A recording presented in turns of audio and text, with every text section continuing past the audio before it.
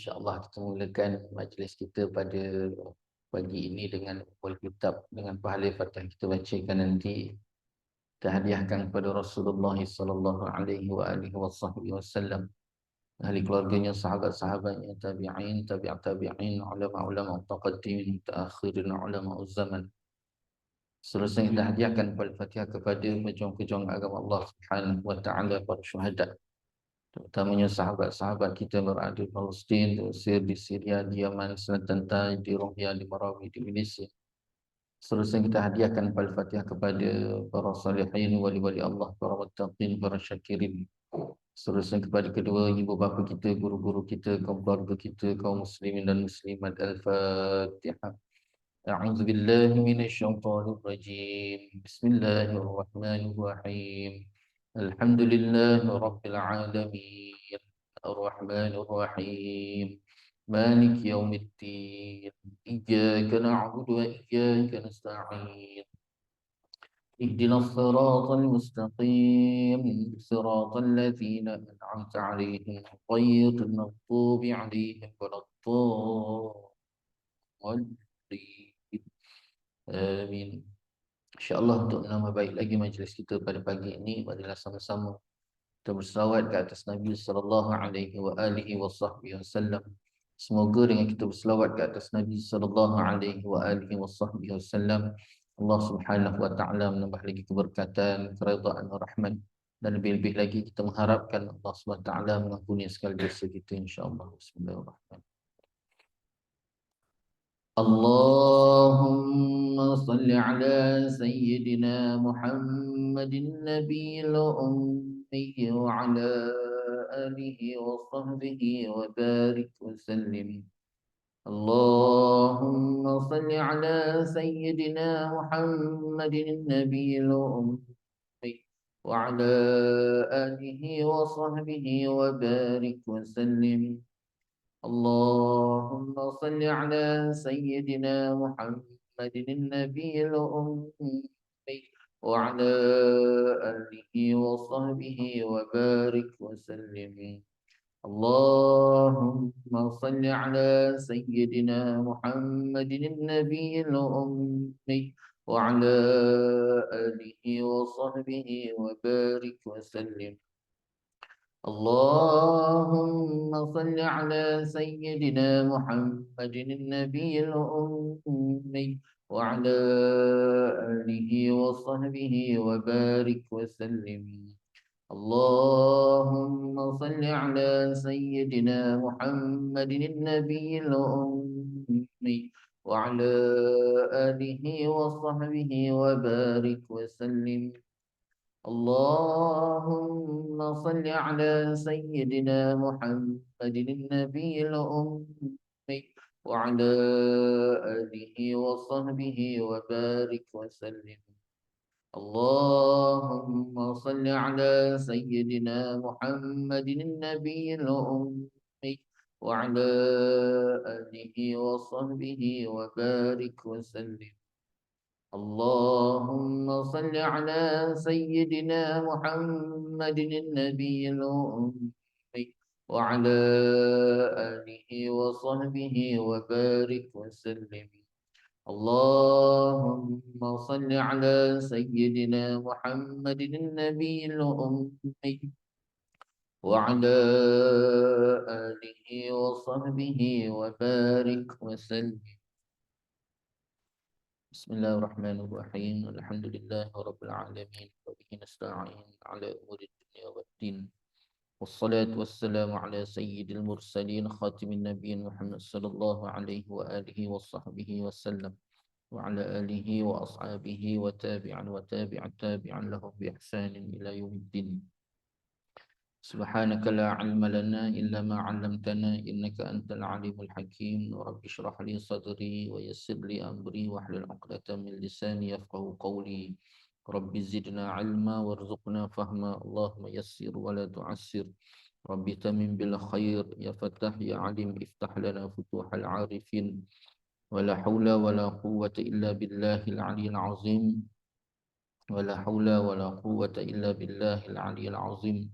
ولا حول ولا قوة إلا بالله العلي العظيم. أما بعد. قال الله تعالى في القرآن العظيم: أعوذ بالله من الشيطان الرجيم. بسم الله الرحمن الرحيم.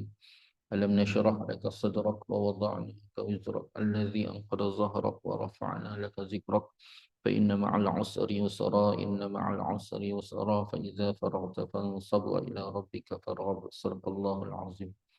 Alhamdulillah, pertama-tamanya marilah sama-sama kita merafakkan rasa syukur kita ke hadirat Allah Subhanahu wa taala.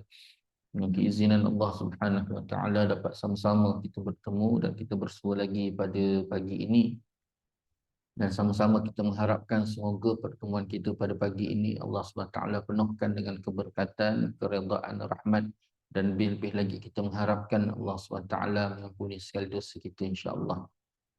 Dan insya-Allah pada pagi ini mak ayah yang dikasihi oleh Allah SWT, kita nak berkongsi satu kisah yang diceritakan oleh Allah SWT di dalam Al-Quran, dalam suratul Fil, ayat yang pertama sehingga ayat kelima, muka surat 601,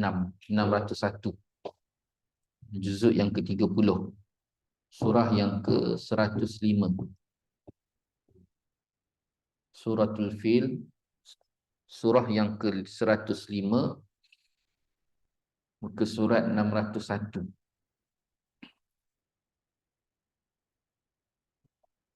Suratul Fil, surah yang ke-105, muka surat 601. Satu surah.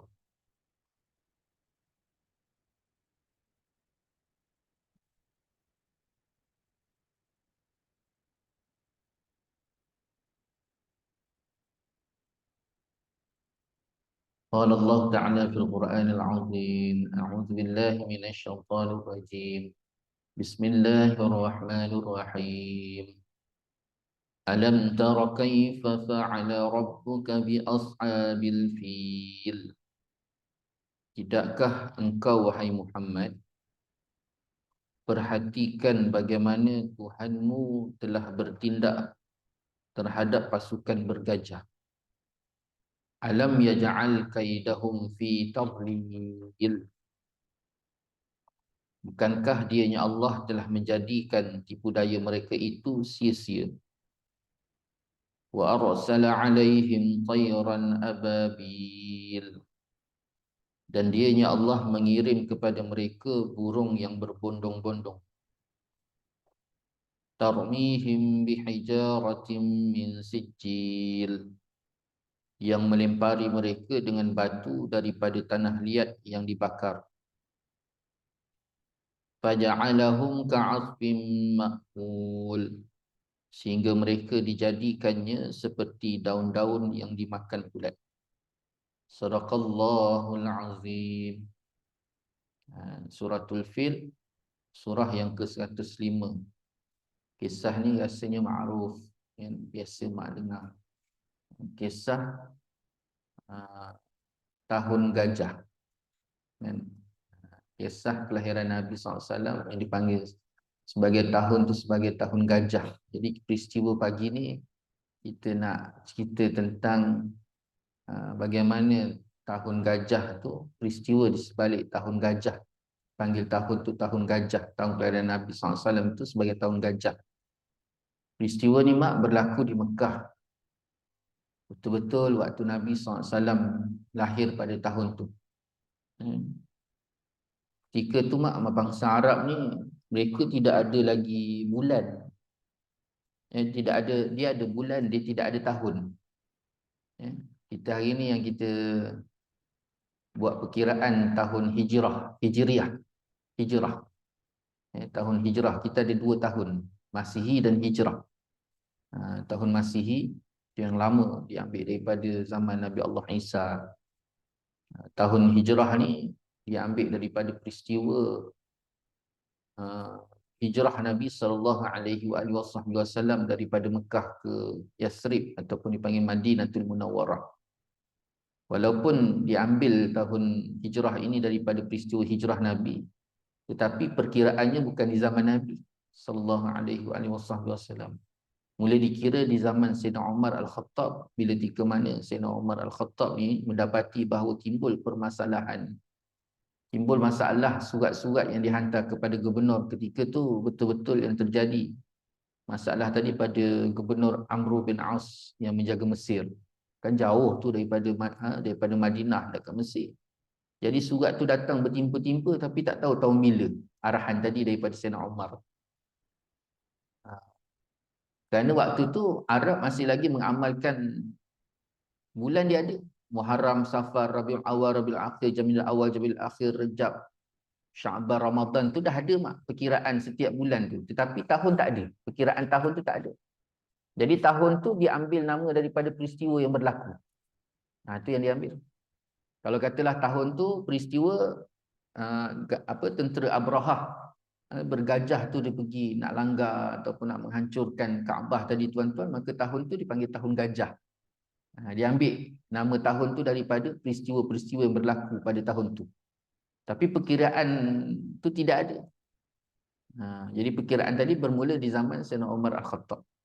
Itu sebabnya kelahiran Nabi SAW itu dipanggil sebagai tahun bergajah kerana peristiwa ni. Iaitu Abrahah ni nama ketua kepada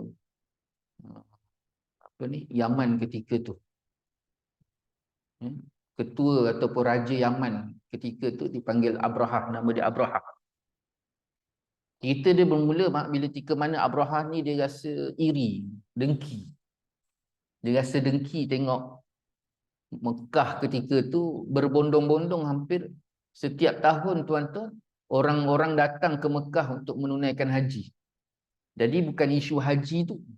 Dia tak dengki pada haji tadi. Yang dia dengki ketika tu ialah orang datang berbondong-bondong bertumpu di Mekah ketika tu. Jadi bila tumpuan lebih di Mekah, maka ekonomi Mekah naik. Jadi Abrahah ni marah sebab Yaman tak ada orang datang. Jadi macam mana dia nak buat supaya orang tertumpu ke Yaman? Dan akhirnya dia buat Kaabah sebagaimana dia bina sebagaimana Kaabah di Yaman. Dia bina, itu cerita dia. Dia bina Kaabah di Yaman dan tapak Kaabah tu sampai hari ni ada lagi. Tapak Kaabah tu kalau mak pergi ke Yaman di Sana'ah, mak akan jumpa tapak Kaabah. Cuma orang Yaman hari ni dia nak hina peristiwa tadi, tapak Kaabah tu di tengah tapak je. Dia pagar hari ni sampai hari ni ada lagi. Dia pagar benda tu tapi jadi tempat pembuangan sampah. Sampai tahap macam tu. Macam tu juga peristiwa rumah Abu Jahal. Kan Abu Jahal hari ni rumah dia orang nak hina dia tu, Abu Jahal tadi sampaikan hari ni orang buat tapak rumah Abu Jahal tu tandas. Sampai macam tu Allah Ta'ala hina mereka. Jadi Abrahah tadi rasa iri hati, dengki dia tengok Mekah tu jadi tempat tumpuan dia bina Kaabah. Jadi bila lepas dibina Kaabah tu, dia harapkan supaya orang tidak lagi ke Mekah, pergi ke tempat dia. Dia tak tahu bahawa Kaabah di Mekah tu bukannya saja-saja orang tertumpu untuk melaksanakan haji, dan itu adalah satu persyariatan Allah SWT. Bukannya boleh buat Kaabah terus pergi kat situ. Jadi bila tahu kesedemikian keadaan tadi, ada 3 orang daripada Mekah. Dia dengar je berita bahawa Abrahah buat Kaabah. Jadi 3 orang tadi pergi ke Sana'ah, ke Yaman, nak tengok betul ke. Jadi dia pun datang menghadap Abrahah dan tanya kepada Abrahah, apa yang telah kau buat? Dia kata, aku ni tak puas hati dengan penduduk Mekah kerana menjadi tumpuan seluruh dunia tertumpu kepada Mekah, dia kata, sehingga ekonomi Mekah naik dan sebagainya. Akhirnya dengan rasa tak puas hati tu, aku bina Kaabah, dia kata, supaya orang pergi datang ke sini. Jadi 3 orang tadi tu yang wakil daripada Mekah datang, dah dengar cerita daripada Abrahah tadi, dia pun baliklah. Jadi waktu balik tu dia pergi singgah, pergi tengok Kaabah yang dibuat oleh Abrahah. Ni cerita mulut ke mulut tentang 3 orang ni Yang sampai punca Abrahah terlampau marah tu, 3 orang tadi dia pergi tengok Kaabah yang dibuat Abrahah tu dikencingkan dekat Kaabah tu. Dia kencing. Ada riwayat menyatakan mereka bertiga tu dia nak hina Kaabah yang dibuat oleh Abrahah tadi, dia kencingkan Kaabah orang tu. Tu yang Abrahah bila dengar cerita tentang dia orang kencing hinakan Kaabah dia tu, angin. Bahasa kita tu angin satu badan marah dia. Dah lah dia memang tak puas hati dengan Kaabah yang ada di Mekah. Lepas tu dia orang datang hina pula Kaabah dia. Jadi akhirnya itu yang dia arahkan kepada seluruh tentera-tentera dia. Berapa orang mak tentera dia? 300,000. 300,000 mak. Kemudian tentera 300,000 tu mak semuanya bergajah. 300,000 tu dia datang tu bukan 10,000 bergajah tak. 300,000 tu 300 bergajah. Tujuannya apa? Memang dia datang nak langgar Mekah dan nak hancurkan Kaabah. Yang siap semua sekali tentera bergajah tadi terus mereka jalan. Bergerak ke Kaabah, bergerak ke Mekah. Dekat mana dia berhenti mak? Ini soalan bagi ni. Dia jalan. Kat mana dia berhenti sebelum masuk ke Makkah? Dia berhenti di tempat lontar gitu. Lontar Jamrah tu apa? Mina. Dekat Mina tu mak. Kan hari ni kan kat Mina tu, sebelah Mina tu ada tempat perhentian bas kan. Ingat pun. Jadi dekat situ mak, kawasan Mina tu, itulah tempat mereka, di kawasan itulah tempat mereka berhenti sebelum masuk ke Mekah. Jadi waktu dia berhenti dekat situ mak, Abrahah dengan tentera-tentera 300,000 tu dia berhenti dekat situ tadi. Dia jumpa kan kawasan tu kawasan orang ternak kambing, ternak unta. Jadi ada satu orang tu sedang ternak unta hampir 100 ekor unta diternak. Dia tangkap orang tu tadi, dia tanya ni unta siapa 100 ekor? Dia kata ni tentera apa? Unta Abdul Muttalib. Siapa Abdul Muttalib? Abdul Muttalib adalah pembesar Mekah. Waktu tu Abdul Muttalib pembesar Mekah. Jadi bila dia dengar pembesar Mekah ni, dia cari pasal. Dia pergi tangkap semua sekali. Kalau dia tawan semua sekali unta 100 ekor tu. Dia dengar kata Abdul Muttalib punya, dia tawan 100 ekor tu, semua dia rampas.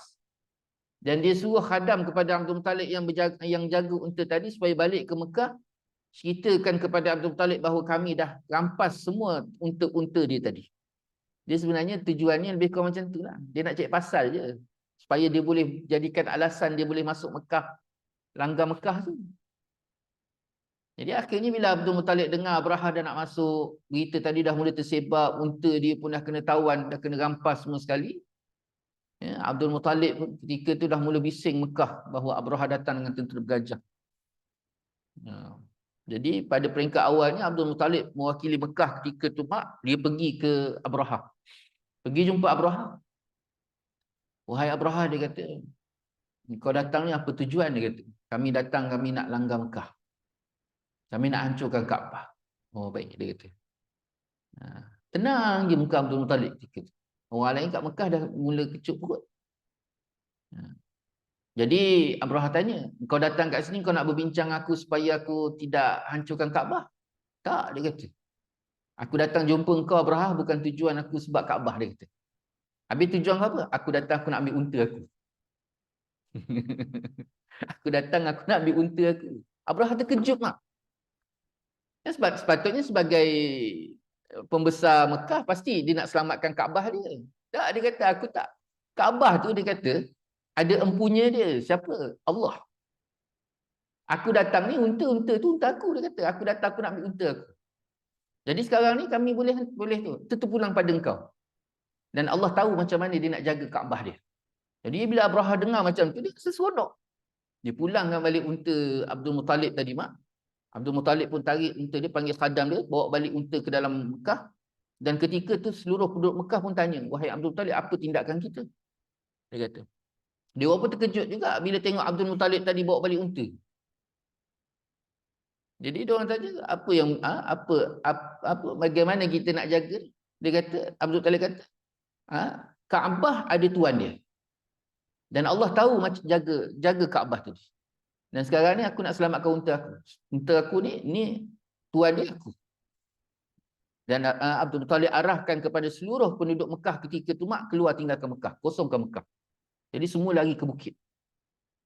Jadi waktu semua dah lari ke bukit tadi itulah Abrahah dah mula bergerak. Abrahah mula bergerak mak. Gajah-gajah dia tu dibangun. Kalau mereka nak serang tu. Jadi waktu gajah nak bangun tu, diarahkan bangun tu, gajah tadi tak nak bangun. Gajah tu tak nak bangun, dia memberatkan badan tu. Jadi dia orang pukul, akhirnya gajah tadi bangun. Jadi bila gajah tadi bangun pula tu mak, waktu gajah tadi bangun, dia akan menuju ke Mekah, dia pusing nak balik ke Yaman. Gajah tu musing. Jadi dia orang tu pukul gajah. Waktu dia orang pukul gajah tadi, itulah Allah Ta'ala hantar burung ababil. Kalau mak perasan burung ababil ni, dia tak besar pun mak. Dia bukan macam burung Garuda. Selalu kan kita dengar burung Garuda kan. Besar burung Garuda. Tapi ababil tu kecil je burung dia. Lebih kurang macam burung pipit tu mak. Macam burung pipit tu je. Pernah satu viral baru-baru ni. Di Arab mereka tengok ada satu burung tu burung ababil. Dia memang kecil macam burung layang-layang, lebih kurang macam tu, burung ababil. Jadi daripada langit tu dia nampak hitam langit tadi. Nampak hitam langit tadi. Rupanya burung datang seramai-ramainya, sebanyak-banyaknya burung datang tadi. Dan burung yang datang tu mak, riwayat menceritakan dia datang daripada neraka Allah Subhanahu Taala. Burung tu datang daripada neraka.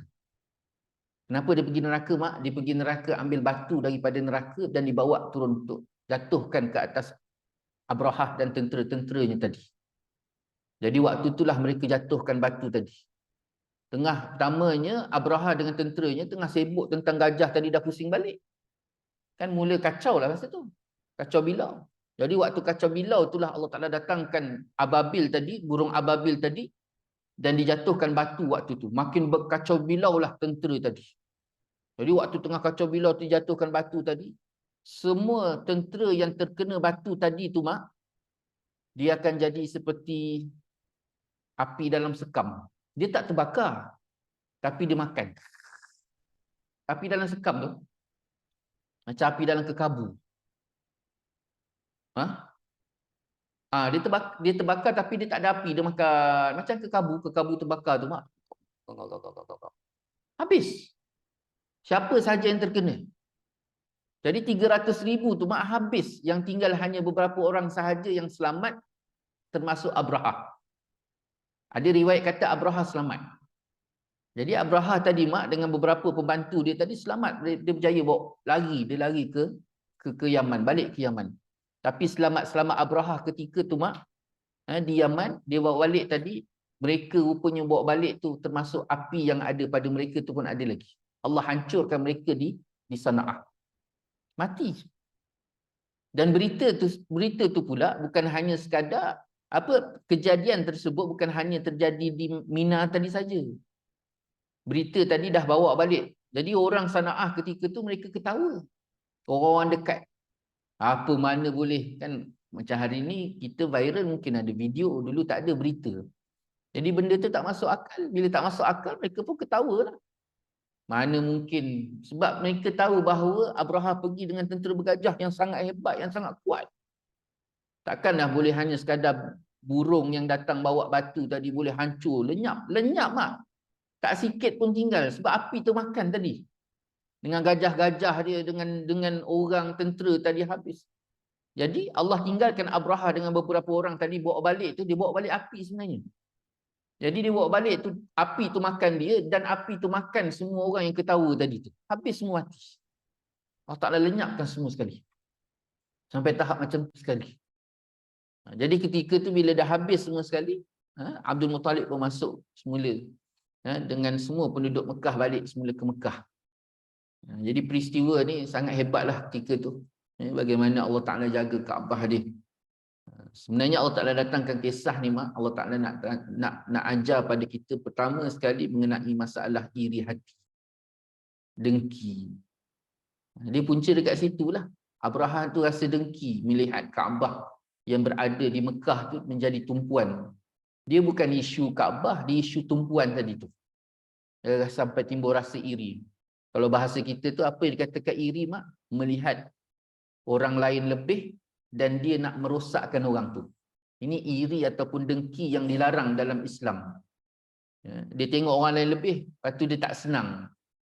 Timbul rasa tak senang dalam hati dia terhadap orang tersebut dan dia mengkendaki kerosakan dan kehancuran ke atas orang tu. Itu iri yang diharamkan. Sangat-sangat dilarang. Bahkan iri hati, dengki ni termasuk, atau dalam bahasa Arab dipanggil apa? Hasad. Hasad. Hasad. Kalau bahasa kita hasad, dengki. Hasad, dah hasad dengki. Padahal hasad tu bahasa Arab, dengki tu bahasa Melayu. Hasad dengki, teruk tak teruk mak kataan tu digabungkan hasad dengki. Kalau bahasa Indonesia iri hati. Jadi hasad dengki itu diharamkan, bahkan dimasukkan dalam golongan dosa-dosa besar. Cuma dalam bab hasad ni mak, ada hasad yang dibenarkan. Hasad yang dibenarkan ni mak, bila dia tengok seseorang tu lebih, dia tak hancurkan orang tu, tapi dia buatkan jadi sebagai satu kekuatan bagi diri dia untuk jadi yang lebih baik. Jadi hasad ketika tu hasad yang dibolehkan. Imam Nawawi sebut. Kita tengok orang tu rajin sembahyang, kita pun, wish, mana boleh. Dia pun sembahyang lebih. Dia tengok orang tu masuk dalam tabung RM10, dia masuk RM100. Boleh tak? Boleh. Ada masalah tak mak? Ada masalah ikhlas. Tapi dalam bab masalah ikhlas, kita berlumba-lumba tu tak ada masalah. Sebenarnya tak ada masalah. Dan dia tak terganggu pun keikhlasan ketika tu. Bahkan Syekh Ibrahim menyebutkan, sekalipun tidak ikhlas, maka lebih baik dia jangan sampai tinggalkan amalan tadi disebabkan tidak ikhlas. Jangan kita tinggalkan satu-satu amalan disebabkan kita rasa amalan tu kita buat dalam keadaan tidak ikhlas. Jangan tinggalkan. Buat terus. Tapi macam mana kita menangani dia, mendepani dia, iaitu banyakkan beristighfar dan bertaubat pada Allah Subhanahu Wa Taala. Itu dalam bab ikhlas lah. Tapi dalam bab hasad tadi pula, dalam berlumba-lumba tak ada masalah. Jangan sampai kita rosak. Kita tengok orang tu dia semayang lebih, kita dengki kat dia, lepas tu kita fitnah dia. Ini semuanya jalan nak nunjuk-nunjuk je sebenarnya ni, takabur ni. Dia kata. Itu tak boleh mak, itu haram hukum dia. Tapi dalam dia membina diri dia, melihat kelebihan orang lain, dia rasa iri dan dia bina diri dia untuk jadi lebih baik, maka ketika itu dituntut dalam Islam, tak ada masalah. Teruskan. Cuma dalam bab hasad yang dilarang oleh Allah SWT ni mak, ada beberapa angle yang perlu kita lihat. Pertama sekali kita lihat angle orang hasad. Angle orang hasad. Macam mana boleh timbul apa ni panggil sifat hasad ni? Macam mana boleh timbul sifat hasad? Ulama sebut yang pertama sekali timbul sifat hasad ni mak, iaitu pertama sekali dia tidak ada kebaikan, dia tidak baik iman dalam dirinya kepada Allah SWT. Imannya itu kunci utama. Tidak baik, imannya itu tidak baik mak dalam diri dia kepada Allah SWT. Apa maksud tidak baik iman dia? Iaitu keyakinan dan keimanannya tu yang menyatakan bahawa setiap apa yang ada pada dua tangan setiap individu ni semua datang daripada Allah. Bukan kita semata-mata buat. Yang sampai orang tu jadi lebih kaya ke, hebat ke, apa ke. Yang kita tengok orang tu lebih tadi tu mak, bukan orang tu yang buat. Allah bagi pada dia. Jadi kita sebagai seorang beriman, kita kena yakin bahawa ada apa yang ada pada dia dan apa yang kurang pada kita itu semuanya datang daripada Allah. Dan apa yang datang daripada Allah SWT itu pasti yang terbaik. Kemungkinan kita kalau lebih, takut-takut kita tu takabur. Itu sebabnya apa yang ada pada kita dan apa yang ada pada orang lain tu mak, itu adalah yang terbaik. Itu yang paling terbaik. Yang mungkin pahit-pahit itu pula bukan atas apa yang Allah Ta'ala tak bagi ataupun atas apa yang Allah bagi. Tidak. Yang membuatkan kita pahit itu iman kita tu. Keimanan kita tadi. Kalau keimanan kita baik, walaupun kita tak ada apa-apa, tapi kita berlapang dada. Bila sebabkan keimanan kita tak baik, itulah yang akhirnya kita rasa tak puas hati apa yang ada pada kita dan melihat apa lebih yang ada pada orang lah. Itu sebabnya masalah pertama sekali ialah masalah iman. Kunci iman, dia tak boleh nak menerima qada dan qadar Allah. Ini kata qada dan qadar Allah. Sedangkan qada dan qadar Allah itu adalah salah satu daripada rukun iman. Apa maksudnya? Hidup kita ni keterikatan atas segala ketetapan Allah. Sampaikan pagi ni apa kita minum, kita sarapan, kita makan, rezeki kita pagi ni, bagaimana kesihatan kita pagi ni, perjalanan langkah kita pada hari ini, apa yang akan kita dapat, apa yang akan kita hilang. Semuanya itu atas ketetapan Allah. Dan kita tak ada apa-apa. Qulillahumma malikal mulki tu'til mulka man tasha' wa tanzi'ul mulka mimman tasha' wa tu'izzu man tasha' wa tuzillu man tasha' biyadikal khairu innaka ala kulli syai'in qadir. Ini semuanya atas kehendak Allah. Itu sebabnya perkara pertama sekali, masalah bagi orang hasad ini ialah masalah iman. Timbul ni perasaan hasad tadi. Jadi perlu ditangani perkara pertama sekali ialah keimanan. Baiki keimanan tu. Supaya jadi orang yang berlapang dada untuk menerima segala ketetapan Allah Subhanahu wa taala. Jadi macam mana kita nak tangani? Pertama sekali tangani masalah iman. Kemudian masalah yang kedua pula. Tadi beriman dengan Allah. Yang kedua pula orang hasad ni mak, dia bermasalah pula tentang masalah keimanan terhadap hari akhirat. Apa maksud hari akhirat? Hari pembalasan. Akhirat esok, orang yang ada hasad ni, dia ada masalah keimanan dan keyakinan dalam dirinya terhadap hari akhirat. Itu masalah dia. Kalau dia betul-betul baik keimanan dan keyakinannya terhadap hari akhirat, maka ketika itu sudah pasti dia takkan rasa iri ataupun rasa hasad kepada orang lain. Kerana apa sekalipun yang dia nak buat tu pasti akan dihisap oleh Allah SWT di akhirat.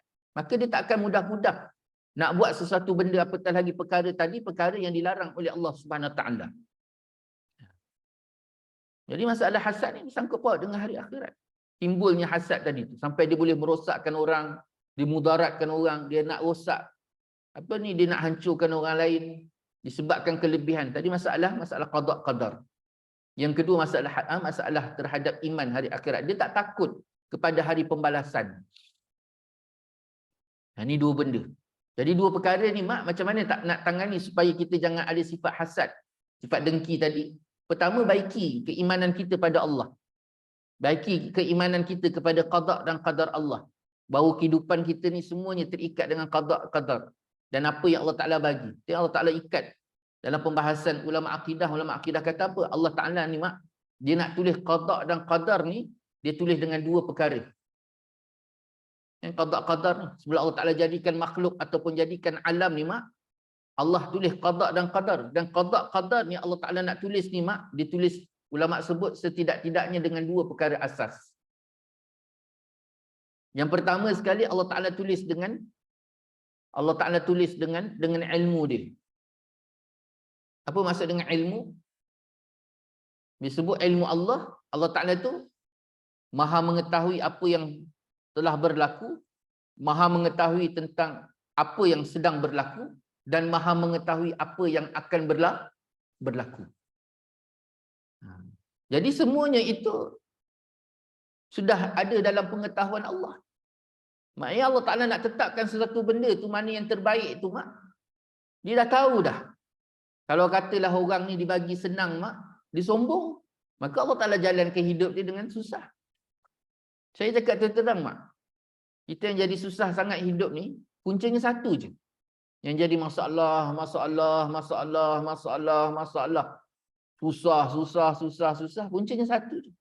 Iaitu ada sifat ego. Kalau bahasa orang Melayu kita, ego. Macam contoh, buat bisnes tak jadi-jadi. Buat bisnes tak jadi-jadi. Buat bisnes tahun tak jadi, kali kedua tak jadi, kali tiga. Habis berjuta-juta ringgit habis. Isu dia satu je Balik-balik cek koreksi diri kita, hati kita tu, sifat ego kita tu. Dia hidup atas dunia Allah SWT ni yang jadi kita susah tu satu je tu. Sifat ego takabur tadi tu. Orang susah tu pun betul tak? Pergi jumpa orang susah. Hantar bantuan kat orang susah. Cuba tengok dia susah tu. Ini bukan susah yang apa panggil? Ini bukan susah yang banjir, tak, bukan yang banjir ke apa. Ini yang susah jenis melagat-lagat. Dia melagat-lagat ni, cuba tengok. Dia hantar bantuan kat dia. Tengok gaya dia. Kebanyakan bukan semua, kebanyakan. Mesti kita tengok. Kita datang hantar bantuan dekat dia tu pun muka dia sinis je. Muka dia sinis je. Oh iya ke? Letaklah kat situ. Amboi. Pada Allah Ta'ala ada rezeki. Begitu juga dengan bangsa, negara. Lebih-lebih lagi negara umat Islam. Ya Allah Ta'ala datangkan kehancuran, kerosakan, apa semua susah. Sampaikan negara, bangsa yang tidak diiktibar daripada negara, apa semua sekali. Tengok bangsa dia. Kaum dia tu, orang dia tu. Sombong. Isu dia kat situ je. Dia yang jadi Allah Ta'ala susah. Kenapa Allah Ta'ala susahkan kita, mak? Disebabkan sifat sombong tadi, Allah nak kita kembali semula kepada jalan sifat kehambaan pada Allah Subhanahu Wa Ta'ala. Sifat tawaduk, rendah diri itu. Itu sebabnya kenapa Allah Ta'ala bagi susah. Tapi bukan bermakna orang senang itu baik. Tidak. Orang senang tu pun perlu senantiasa berhati-hati. Takut sifat takabur yang besarang itu tak perasan. Itu lagi takut. Jadi dua-dua, itu yang dikatakan dunia ini adalah tempat ujian. Senang ujian, susah ujian. Miskin ujian, kaya ujian, sihat ujian, sakit ujian. Semua dalam bentuk ujian. Cuma Allah Ta'ala dengan rahmat dia, dengan kasih sayangnya tadi tu, Allah Ta'ala bagi susah atas kita tu disebabkan supaya kita balik-balik semula. Manusia yang diuji oleh Allah SWT dalam keadaan susah dibanding dengan keadaan senang, yang mudah dia balik pada Allah, iaitu situasi keadaan susah. Itu memang fitrah manusia. Manusia kalau dia susah, dia mudah balik pada Allah. Senang dia balik. Itu yang sering kali saya bawa contoh. Kita tak payah kata lain lah. Kita ni jenis makan apa, mak? Makan gaji kan? Orang makan gaji. Orang makan gaji, lepas tu ahli masjid pula. Ahli masjid. Dia bertasbih, mak, awal bulan, tengah bulan, akhir bulan. Sama tak? Dah ketawa dah. Kan awal bulan dia tasbih, subhanallah. Tengah bulan, mak, dia bertasbih, subhanallah. Akhir bulan dia tasbih macam mana, mak? Subhanallah. Kenapa tak sama? Awal bulan, mak, dia punya nol. Orang Indonesia kata nol. Kosong dia tu banyak. Banyak kosong dia tu. Sampai tengah bulan kosongnya tu dah semakin sikit. Tengah bulan yang subhanallah tu dah mula panjang. Akhir bulan mendayu-dayu. Subhanallah. Kenapa, mak? Baki tidak mencukupi.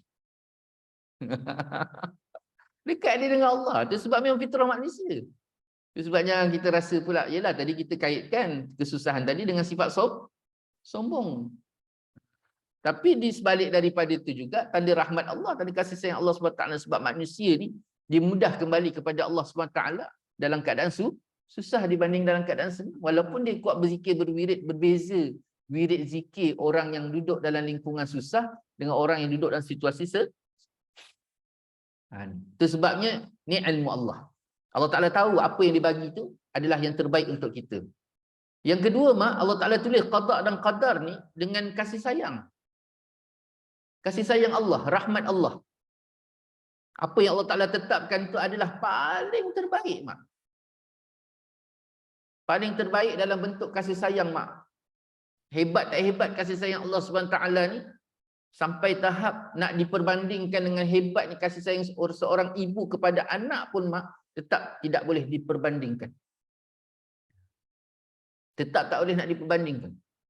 Kan kasih sayang seorang ibu tu kan, kerana nyamuk seekor, kelambu dibakar. Kerana nyamuk, kerana seekor nyamuk, kelambu dibakar. Nak gambarkan hebatnya kasih sayang seorang ibu tadi. Tapi hebat-hebat kasih sayang seorang ibu ni, mak, jauh lebih hebat kasih sayang Allah SWT. Kita atas dunia, kita kadang-kadang bila sebut tentang hikmah ni, ulama sebut ada ketika Allah Ta'ala uji kita tu, mak, terus dia nampakkan hikmah tadi. Kenapa Allah Ta'ala bagi sakit? Terus Allah Ta'ala nampakkan hikmah dia. Gini kelebihan dia sebalik ujian Allah Ta'ala bagi. Ada ketika, mak, hari ni Allah Ta'ala tak tunjuk hikmah dia. Musibah yang Allah datangkan hari ni Allah Ta'ala tak tunjuk. Tapi mungkin 10 tahun, 20 tahun. Ada ketika disebutkan hikmah tadi tidak dibuka hari ini dan tak buka langsung pada dunia ni. Tu besok setidak-tidaknya, mak, disebut oleh para ulama, waktu Allah Ta'ala hisab kita di akhirat besok. Ketika itulah Allah Ta'ala gambarkan segala hikmah di sebalik daripada musibah yang Allah Ta'ala datangkan. Tu yang waktu tu, mak, diketuk-ketuk kepala. Kita duduk ke akhirat besok, berapa banyak manusia, mak, yang masuk dalam syurga Allah SWT tetapi masih lagi panggil apa? masuk dalam syurga, tetapi masih lagi ada rasa menyesal. Itu berhati-hati tu. Kenapa? Kerana Allah Ta'ala tunjukkan hikmah dia tadi. Ketika tu baru dia rasa, ya Allah, menyesal. Dia rasa dia tidak sabar, dia melatah, dia memberontak apa yang Allah Ta'ala bagi pada dia. Kenapa? Ketika hidup atas dunia tu, mak, apa yang Allah Ta'ala tetapkan itu, kebanyakannya bercanggah dengan kehendak nafsu tu. Kalau nafsu kita tu macam mana, mak? Di antara kehendak Allah dengan kehendak nafsu tu seperti minyak dengan air. Dia takkan boleh bersatu. Allah Ta'ala nak A, nafsu mesti nak B. Contoh, kalau kita fikir logik akal, lebih kurang cerita ni saya rasa 10 tahun lepas. 10 tahun lepas. Peristiwa ni berlaku. Negara digemparkan dengan satu kisah, iaitu suami isteri dia naik motor daripada Rawang, dia nak pergi kerja, mak. Waktu dia nak masuk sampai KL tu, tiba-tiba dia tergeser dengan trailer.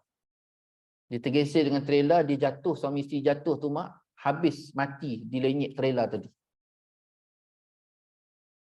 Dia tinggalkan anak 7 orang yang kecil-kecil, mak. Tak sampai berapa saat mati mak ayah tadi, anak tadi yatim piatu, mak. Serentak hari tu. Kalau kita pergi logik akal kita, ya Allah, ya Tuhanku, kenapalah Engkau uji kan hamba-Mu, ya Allah, tak kesian ke anak-anak kecil-kecil lagi. Kan kita ukur dengan akal kita. Kalau kita ukur dengan nafsu pula, ya Allah, patutnya budak ni janganlah dia ambil mak ayah dia dulu, sebab dia perlukan kasih sayang, perlukan tumpuan. Lepas tu kos-kos kehidupan dia. Kan kita ukur dengan akal kita, manusia yang cetek terbatas.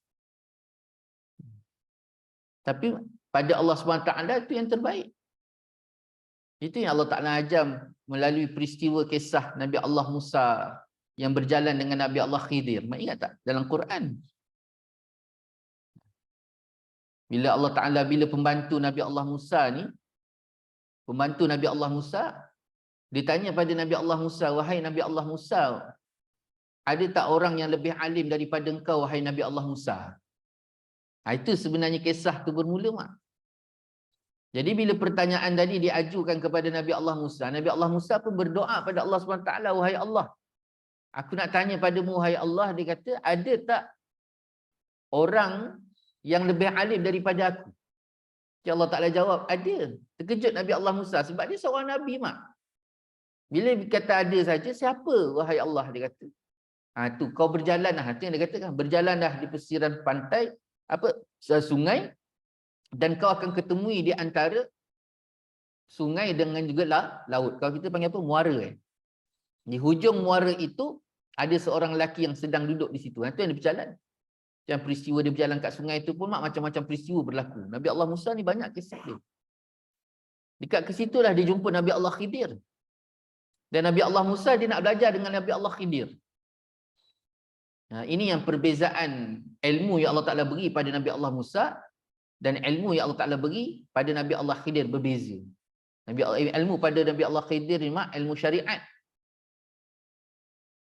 Nabi Allah Musa ni Allah Ta'ala bagi ilmu syariat. Nabi Allah Khidir ni Allah Ta'ala bagi dia ilmu laduni, ilmu hati, ilmu jiwa, ilmu dalaman. Jadi Nabi Allah Musa dia nak belajar Nabi Allah Khidir. Nabi Allah Khidir kata, tak boleh, dia kata. Kamu tak boleh belajar dengan aku, dia kata. Sebab kamu ni tak sabar. Ayat yang sama je. Nabi Allah Khidir, Nabi Allah Musa ni kan dia jenis apa, mak? Degil. Ke kepala. So kat akhirat saya kena jumpa Nabi Allah Musa. Minta maaf. Selalu saya suka kata dia. Daripada kalangan Nabi ni yang paling degil Nabi Allah Musa. Mak baca sifat cerita Nabi Allah Musa ni banyak. Dia dengan Allah SWT pun Allah Ta'ala kata, kau tak boleh Musa. Kau tak sabar. Nabi Allah Musa kata, tak, dia kata. Aku sabar. Lepas tu tak juga nanti. Begitu juga kisah dia dengan Nabi Allah Khidir. Nabi Allah Khidir kata, kau tak sabar Musa. Tak, aku sabar. Berapa kali, mak? 3 kali dia minta. Dan akhirnya beginilah dia kata, Nabi Allah Khidir kata, kalau kau nak juga, dia kata, kita berjalan dulu. Kita berjalan dulu. Tapi dengan syarat dia kata, Dengan syarat apa sekalipun yang aku buat, jangan kau tegur. Apa sekalipun aku buat, kau jangan tegur. Itu akhirnya dia berjalan, mak. Baik dia kata. Itu syarat dia. Untuk nak belajar dengan Nabi Allah Khidir. Betul. Jadi mula-mula dia berjalan, mak. Dia nak melintas sungai. Kan dia naik perahu. Waktu dia naik perahu tu tadi, mak, bertiga tadi tu, sampai ke seberang sungai tu. Nabi Allah Khidir dia tebuk perahu tadi, bocor. Habis tenggelam. Jadi pada peringkat awal tu, Nabi Allah Musa dia tengok je. Tapi hati dia dah mula geluk-geluk, rasa tak puas hati. Sebab perahu yang cantik-cantik itu semua ditepuk. Perahu yang naik tadi ditepuk, lepas tu perahu yang cantik-cantik, dia tinggal perahu yang buruk-buruk aje. Kemudian dia jalan lagi. Dia jalan lagi, mak. Dia jumpa satu rumah. Dia nampak rumah tu, Nabi Allah Khidir nampak rumah tadi, Nabi Allah Khidir dia runtuhkan rumah tadi. Tu tak apa lagi, Nabi Allah Musa tengok lagi, dia diam. Tapi hati dia dah mula bontak-bontak. Runtuh rumah orang buat apa?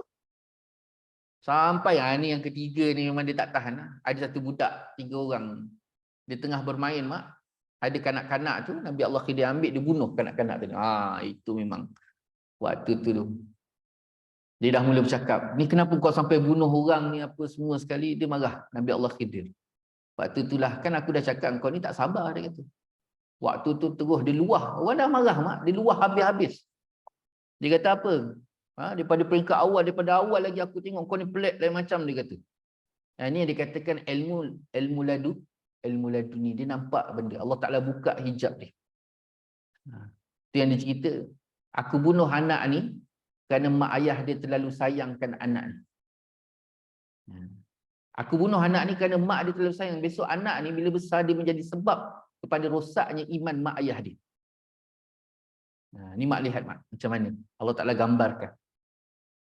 Allah Ta'ala ambil anak tadi. Kenapa? Kerana Allah Ta'ala nak selamatkan mak ayah.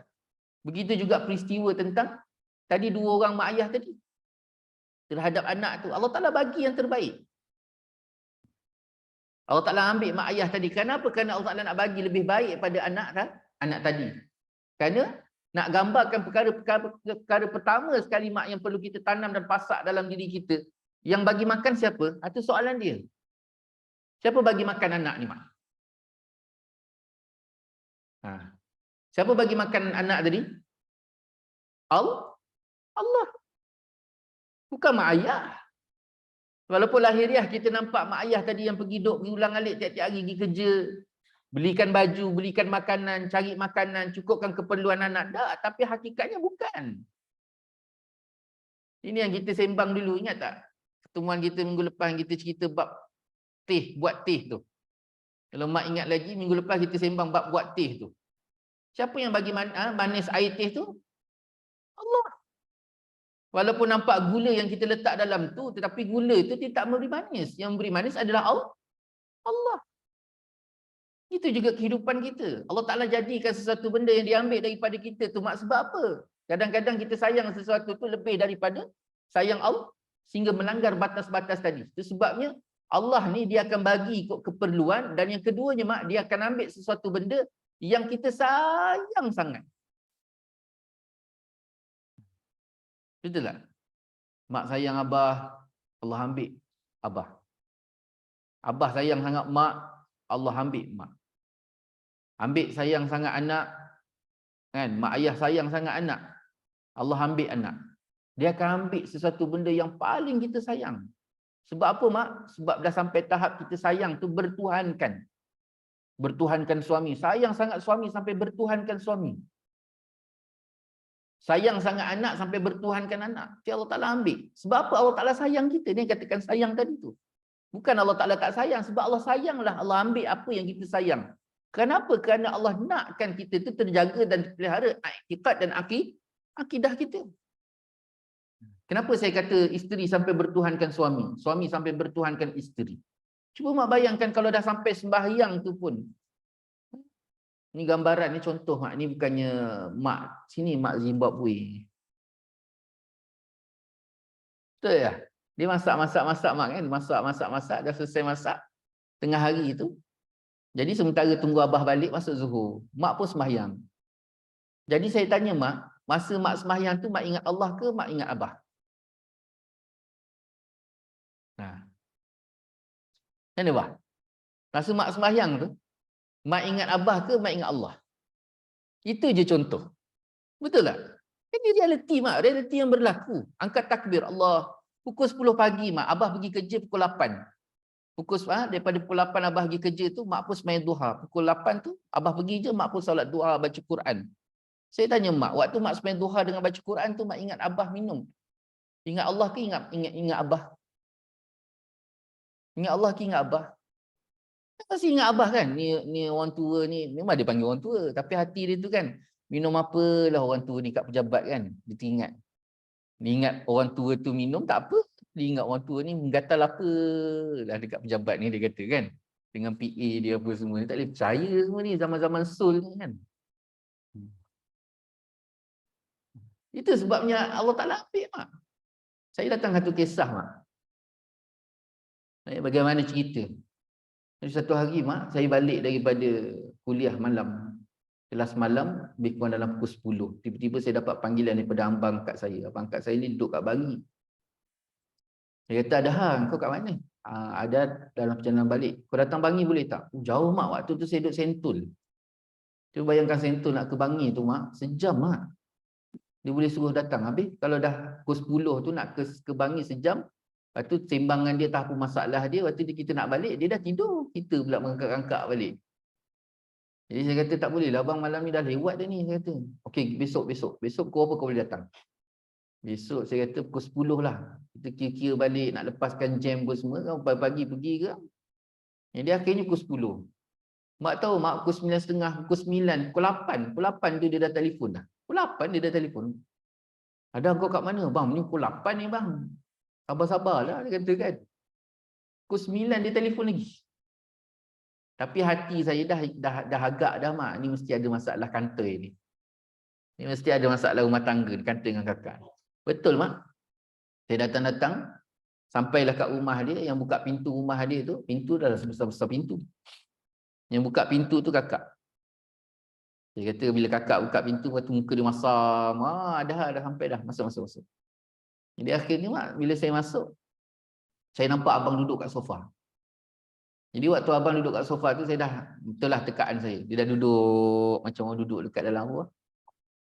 Mahkamah tu dalam apa? Kandang tu kan? Duduk tunduk. Hati saya dah ketawa-ketawa dah. Kanti dah orang tu ni. Pada muka dia. Kali saya duduk je. Mula tanya khabar lah, abang tu dah senyap. Kakak pun pula buka cerita. Kau tahu cerita tak ada? Dia kata. Cerita apa kak? Ni abang kau ni, dia kata. Kantai ni, dia kata. Ni ada perempuan lain, apa semua sekali. Dia buka cerita tu, lepas tu dekat 2 jam mak, kakak tu bercerita. Tentang, kau tahu tak, akak ni bukan calang-calang orang. Akak ni guru besar, dia kata aku sanggup tinggalkan kerjaya. Karier aku bertahun-tahun aku bina, dia kata sebab aku nak ikut dia. Tiba-tiba sekarang, apa sahaja pengorbanan aku tu habis lenyap, dia boleh ada perempuan lain pula. Macam-macam, 2 jam. Cuba bayangkan. 2 jam dia asak saya. Saya ni pula, mungkinlah ya Allah Ta'ala kan nak bagi. Ni macam mana sekarang? Dia tanya saya. Dah 2 jam tadi dia luah tu mak. Ni macam mana ni, dia kata. Saya pula terlepas cakap. Tapi saya yakin Allah yang cakap. Terlepas cakap mak tahu. Kak, ni mesti apa yang berlaku ada hikmah. Dengar hikmah. Orang perempuan mana boleh dengar bab waktu tu. Terlepas cakap mak. Dia berdiri, dia cekak pinggang. Hikmah dia kata, pada orang tua ni memang hikmah. Dia tujan kepada suami dia. Tak kenalah jauh. Orang tua ni memanglah hikmah dia kata. Dia menyeronok. Sedap dia. Kata, kakak ni dia kata, aku ingat je dia kat pasar. Ingat je dia pingsan. Memang kakak. Dia masa tu lepas je kantor tu darah dia turun. Habis drop. Dia dengar je abang dia pingsan. Sekarang ni cuba kau cakap dengan akak ada dia kata. Apa hikmah dia? Ya Allah. Mak, duk, mak. Ni silap hari bulan hati saya masa tu. Saya rasa, mak, ni silap hari bulan ni, abang tak kena kerat, saya yang kena kerat. Dia boleh cakap pinggang, kau cakap dengan akak, apa hikmah dia? Ya Allah, astagfirullahalazim. Saya dah beristighfar je. Ya Allah tolong ya Allah. Kalaulah memang ajal kau, aku redha ya Allah. Tapi macam tu mak menggigil lutut. Tolonglah ya Allah. Kalau betul ajal. Kalau tak ya Allah tolonglah bagi aku jalan. Tak tahu nak cakap apa mak. Kedua hari tu. Lepas tu dia pula dibentak-bentak kita kan. Kita kalau dibentak kan kita terus hujat macam tu. Kau cakap dengan akak apa hikmah? Dia ulang berkali-kali mak. Ya Allah tolong. Hati tu memang pegang betul ya Allah. Ya Allah tolonglah ya Allah. Akhirnya mak dengan izin Allah SWT. Allah Ta'ala kata mak. Kak, akak dulu semayang tak? Semayang. Sekarang semayang tak? Semayang. Dulu puasa tak? Puasa. Sekarang puasa tak? Puasa sunat tak? Puasa. Nah, dulu akak baca Quran tak? Baca Quran. Sekarang baca Quran tak? Baca. Saya tanya kak, apa beza akak semayang dulu dengan akak semayang sekarang? Apa beza akak puasa sunat dulu dengan puasa sunat? Apa beza akak baca Quran dulu dan lepas abang buat perangai ni, akak baca Quran sekarang? Ada beza tak? Dia bila dengar macam tu dia senyap. Dia senyap tu mak, lepas tu dia nangis sekuat-kuat mak. Dia nangis. Bila dia nangis tu, hati saya dah mula tenang lah. Maknanya pancing saya dah kena. Hati dah mula tenang mak. Ya Allah, kau tidak hari tu kata macam tu betul nak kena sembelih dah. Cuba bayangkan. Tak lama, dah lama tu dia nangis, nangis mak. Lama dia nangis tu. Lepas dia nangis, dia berhenti tenang tu. Dia kata betul lah dah. Dia kata akak dulu. Dengan akak sekarang dia kata walaupun abang buat perangai macam ni tapi akak rasa lain sangat sekarang. Bila sembahyang ya Allah betul-betul rasa dekat depan Allah. Bila baca Quran tu rasa macam Allah bercakap-cakap dengan akak. Dia menangis ya Allah saya kata. Itulah dia hikmah dia. Saya kata. Itulah hikmah dia. Itu sebabnya akhirnya mak bila lepas akak dengar macam tu lepas tu dia orang pun bincang balik apa cadangan dadah untuk kami. Cuba mak bayangkan mak, kaya tak kaya abang tu, income dia satu bulan 20,000, income dia satu bulan 60,000. Income dia satu bulan 60,000 mak. Tapi tak pernah pergi umrah, tak pernah pergi haji. Cuba bayangkan, income satu bulan 60,000 ya. Tak pernah pergi umrah, tak pernah pergi haji. Saya kata ginilah bang, saya kata bawa akak pergi umrah. Minta Allah sendiri yang atur. Bagi ketenangan pada hati kita. Dan inilah mungkin hikmah, salah satu hikmah abang buat macam ni. Allah gerakkan abang jadi macam ni, diuji akak, diuji abang. Dan Allah sendiri nak cari tetamu untuk pergi, nak jadikan tetamu Allah. Ni cuba bayang mak, memang pahit kadang-kadang kita nak terima sesuatu perkara. Tapi dia ada kemanisan yang besar Allah Ta'ala sediakan. Kenapa kakak dulu, masa dia baca Quran, dia ingat abang. Dia sendiri cakap, dulu akak baca Quran, akak ingat abang. Tapi hari ni lepas abang buat hal ni, akak baca Quran betul-betul akak rasa berada di hadapan Allah. Dan Allah dengar dan Allah berkata-kata dengan akak. Ini hikmah mak. Jadi saya kata itu hikmah dia. Sebab kita ni bila tak diuji dengan makhluk, tak diuji dengan orang yang kita sayang mak, selagi itu kita dengan Allah tu pandang remeh dan hati kita lebih dekat pada orang yang kita sayang. Allah uji apa yang kita sayang tadi, lalu ketika itu sehinggakan kita rasa hampa kecewa. Bila kita kecewa terhadap orang yang kita sayang tadi, ketika itulah hati kita betul-betul hanya ada Allah. Dan itulah hakikat sebenar Allah Ta'ala kedaki ke atas kita supaya kita sentiasa bersama dengan Allah dan tawajuh. Habis kita dengan manusia ni macam mana? Hanya sekadar kasih sayang tapi bertempat, berbatas. Tak boleh berlebihan, jangan sampai langgar batas Allah SWT yang sepatutnya kita beri pada Allah. Itu yang dikatakan konsep tadi tu. Hidup bertuhankan makhluk. Bertuhankan suami, bertuhankan isteri, bertuhankan anak, bertuhankan harta benda. Jadi akhirnya dengan rahmat Allah, dengan kasih sayang Allah SWT, tak ambil benda-benda kita sayang tadi. Kenapa? Kerana Allah Ta'ala nak kita balik-balik semula pada dia. Betul-betul hati kita tu tawajuh, ada dia saja. Bukan bermakna adanya Allah pada hati kita sehingga tidak ada makhluk. Tidak. Hanya ada Allah, tetapi kita hidup dengan makhluk, berjalan dengan makhluk. Tapi makhluk tak duduk pada hati kita. Yang ada pada hati kita hanya Allah Subhanahu wa Ta'ala. Ini masalah tadi. Iri tadi berlaku dengan dua perkara. Pertama sekali berpunca daripada keimanan pada Allah yang tidak baik dan keimanan pada hari akhirat. Itu sebab baiki. Kita kena yakin betul-betul hidup kita ada keterikatan dengan qada dan qadar Allah. Dan setiap qada dan qadar Allah SWT itu adalah yang terbaik untuk kita. Dan apa yang kita nak buat ni mak, baik ke tak baik ke, semuanya akan dihisap oleh Allah SWT di akhirat besok. Itu sebabnya gunakan kesempatan hidup atas muka bumi Allah SWT ni dengan sebaik mungkin. Supaya kita ni betul-betul apa yang kita tanam di atas dunia ini, kita dapat buah yang betul-betul molek besok di akhirat Allah SWT dengan izin Allah SWT. Jadi itulah sikit sebanyak yang dapat kita kongsi bersama pada pagi ini. Banyak-banyak kita berdoa pada Allah SWT supaya Allah Ta'ala berikan kita kefahaman yang baik, diberikan kita kekuatan, kelapangan jalan untuk senantiasa kita duduk dalam ketaatan dan pengabdian pada Allah SWT. Yang baik itu daripada Allah, yang tidak baik tunjuk kelemahan saya sendiri. Saya mohon maaf di atas segala salah kata, salah bicara, mohon maaf di atas segala-galanya. InsyaAllah kita tangguh majlis dengan tasbih kafaratul satara. Subhanakallahumma bihamdika, asyhadu an la ilaha illa anta, astaghfiruka wa atubu ilaik. Bismillahirrahmanirrahim. Wal 'asri innal insana lafi khusr, alladzina amanu wa 'amilus solihat wa tawasaw bil haqq wa tawasaw bis sabr. A'udzu billahi minasyaitonir rajim. Bismillahirrahmanirrahim. Alhamdulillahi rabbil alamin. Wassallallahu ala sayyidina Muhammad wa ala alihi wa sahbihi wa barak. Allahumma rabbana zalamna anfusana wa illam taghfir lana wa tarhamna lanakunanna minal khasirin. Allahumma rabbana hab lana min azwajina wa dhurriyyatina qurrata a'yun waj'alna lil muttaqina imama. Rabbana la tuzigh qulubana ba'da idh hadaytana wa hab lana min ladunka rahmatan innaka antal wahhab. Rabbana atina fid dunya hasanah wa fil akhirati hasanah wa qina adzaban nar. Sallallahu ala sayyidina Muhammad wa ala alihi wa sahbihi wa baraka wa sallam. Walhamdulillahi rabbil alamin. Taqabbalallahu minkum. Wabillahi taufiq wal hidayah. Wassalamualaikum warahmatullahi taala wabarakatuh.